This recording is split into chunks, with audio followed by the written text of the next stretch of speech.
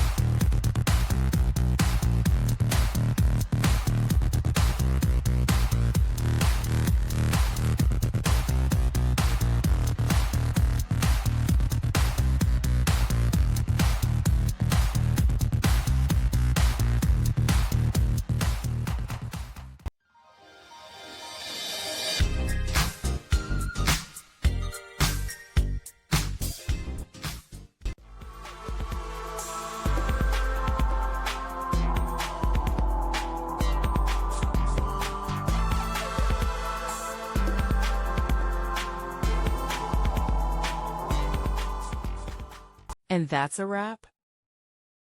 I hope you found the answer you were looking for. If you did, take a second to hit that subscribe button. It really helps out.